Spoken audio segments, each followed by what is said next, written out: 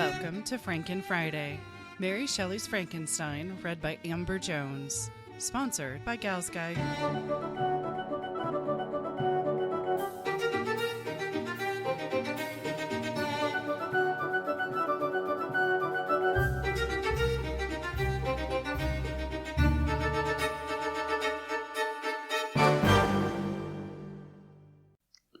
Chapter 16.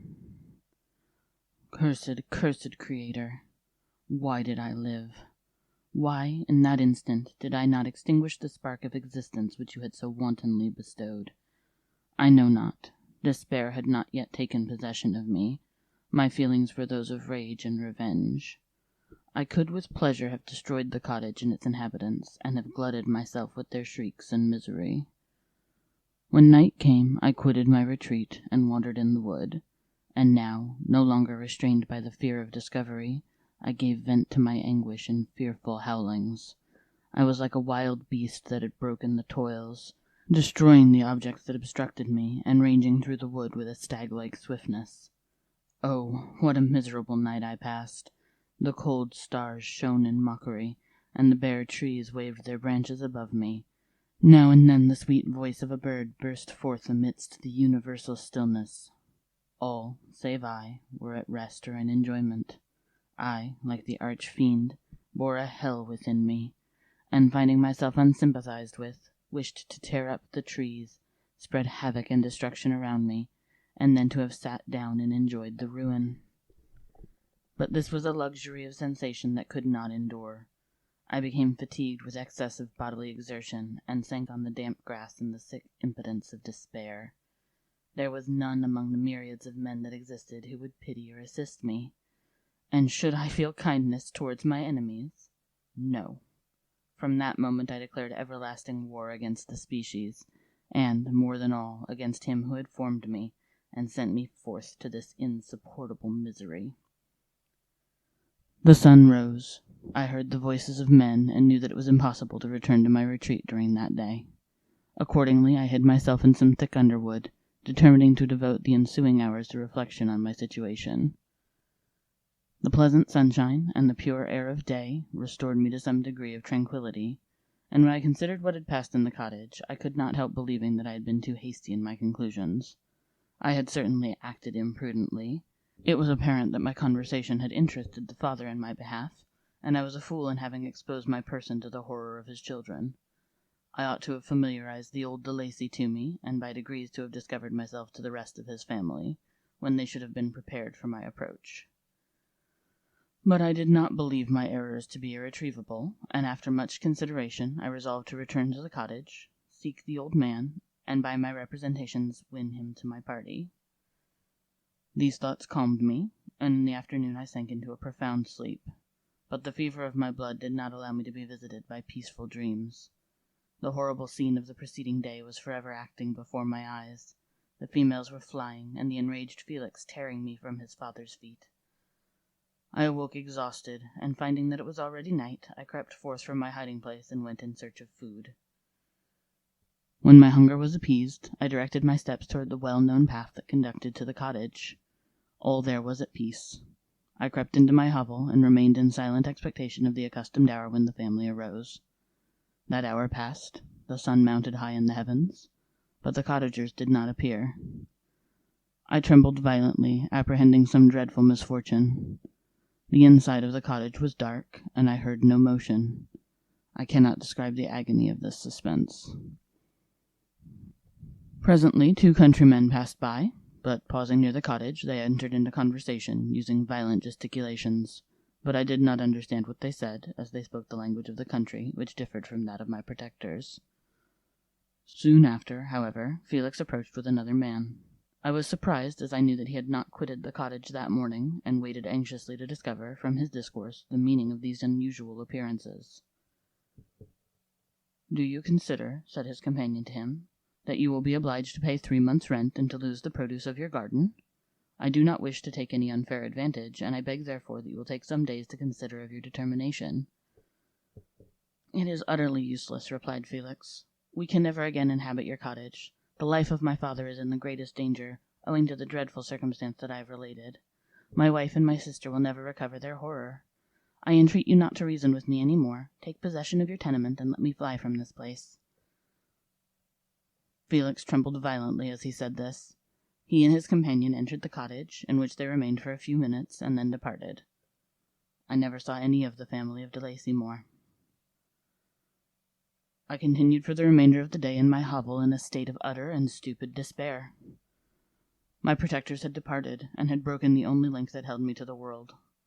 For the first time the feelings of revenge and hatred filled my bosom, and I did not strive to control them. But allowing myself to be borne away by the stream, I bent my mind towards injury and death. When I thought of my friends, of the mild voice of de Lacy, the gentle eyes of Agatha, and the exquisite beauty of the Arabian, these thoughts vanished, and a gush of tears somewhat soothed me. But again, when I reflected that they had spurned and deserted me, anger returned, a rage of anger, and unable to injure anything human, I turned my fury towards inanimate objects. As night advanced, I placed a variety of combustibles around the cottage, and, after having destroyed every vestige of cultivation in the garden, I waited with forced impatience until the moon had sunk to commence my operations. As the night advanced, a fierce wind arose from the woods, and quickly dispersed the clouds that had loitered in the heavens. The blast tore along like a mighty avalanche, and produced a kind of insanity in my spirits that burst all bounds of reason and reflection. I lighted the dry branch of a tree, and danced with fury around the devoted cottage, my eyes still fixed on the western horizon, the edge of which the moon nearly touched. A part of its orb was at length hid, and I waved my brand. It sunk, and with a loud scream I fired the straw and heath and bushes which I had collected. The wind fanned the fire, and the cottage was quickly enveloped by the flames, which clung to it, and licked it with their forked and destroying tongues. As soon as I was convinced that no assistance could save any part of the habitation, I quitted the scene, and sought for refuge in the woods. And now, with the world before me, whither should I bend my steps? I resolved to fly far from the scene of my misfortunes, but to me, hated and despised, every country must be equally horrible. At length the thought of you crossed my mind. I learned from your papers that you were my father, my creator, and to whom could I apply with more fitness than to him who had given me life? Among the lessons that Felix had bestowed upon Safie, geography had not been omitted.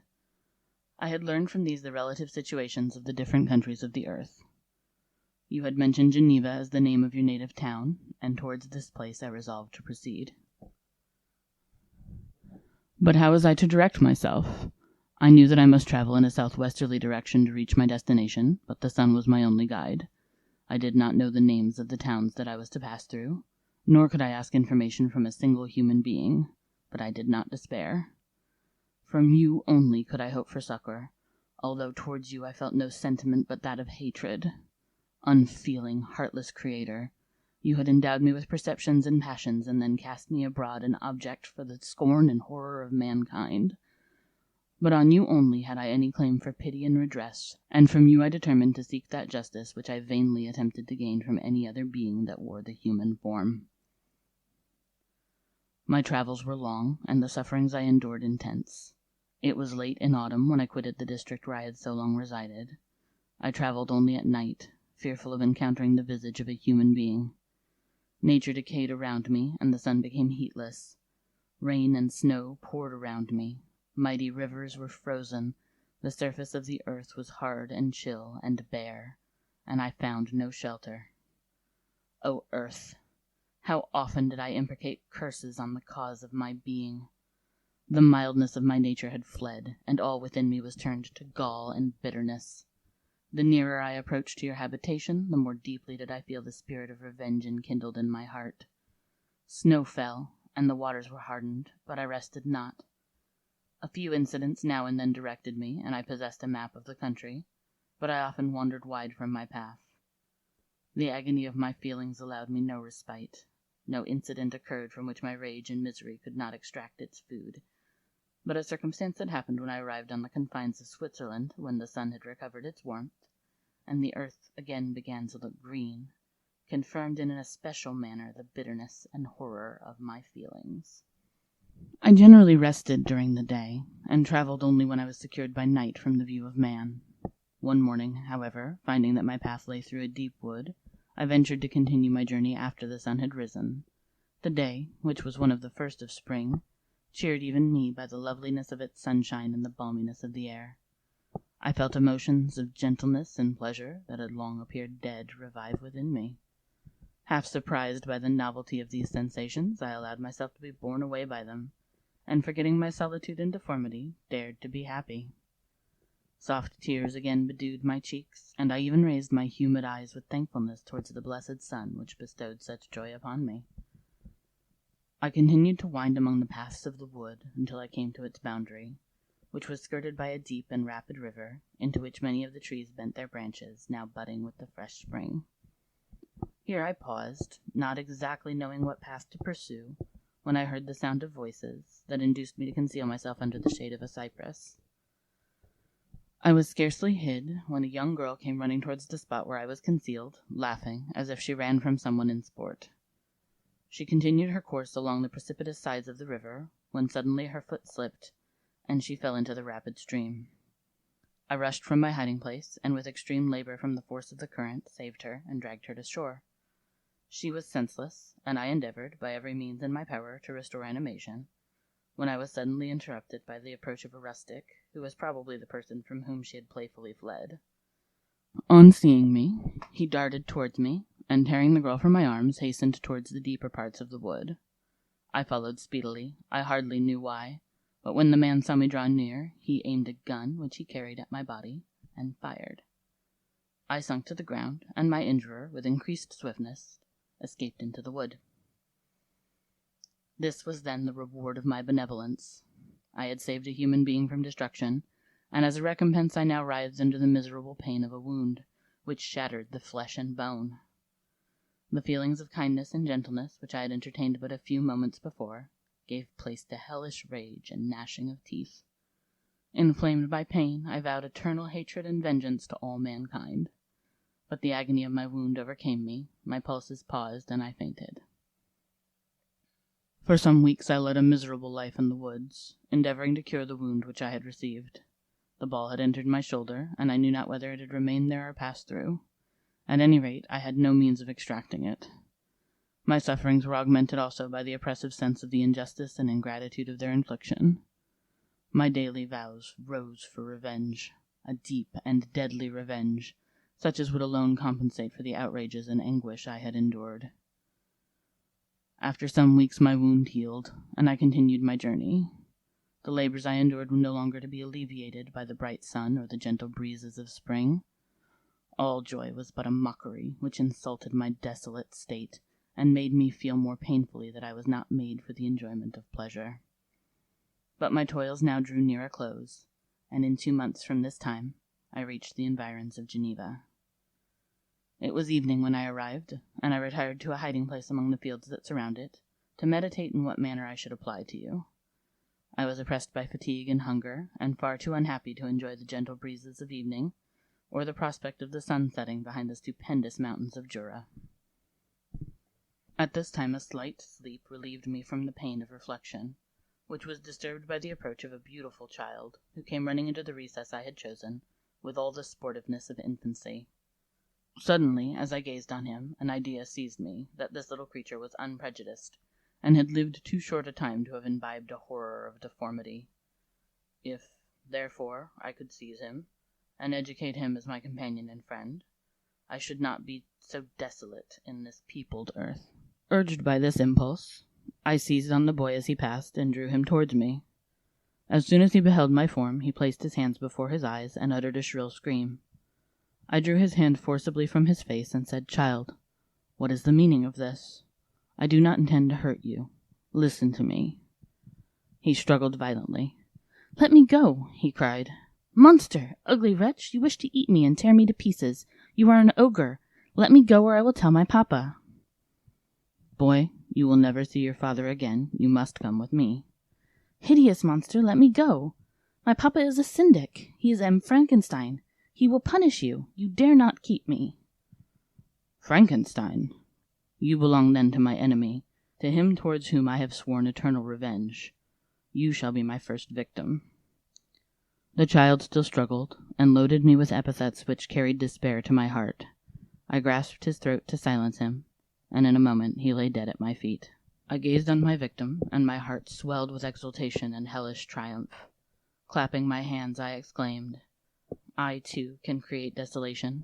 My enemy is not invulnerable. This death will carry despair to him, and 1,000 other miseries shall torment and destroy him. As I fixed my eyes on the child, I saw something glittering on his breast. I took it. It was a portrait of a most lovely woman. In spite of my malignity, it softened and attracted me.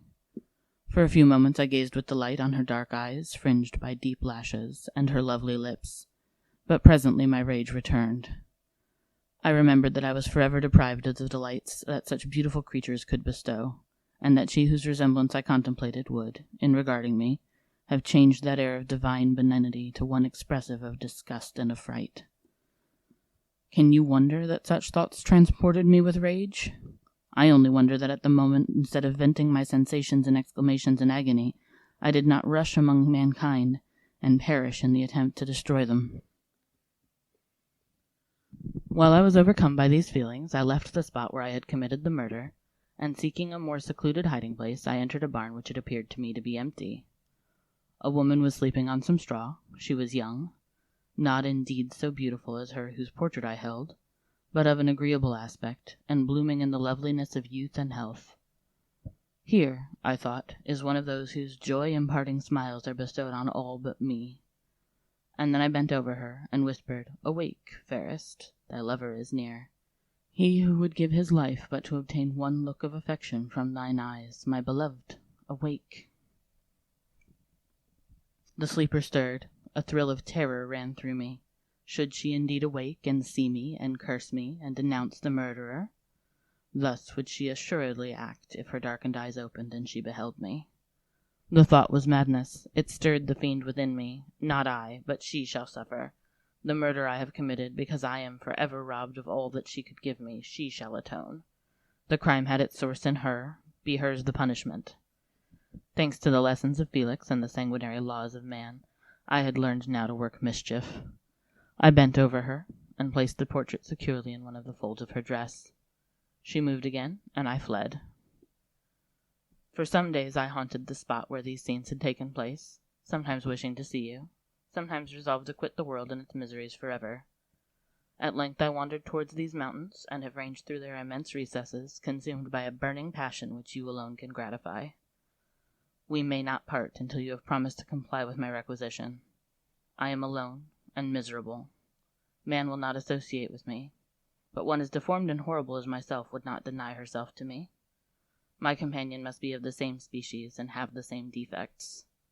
This being you must create.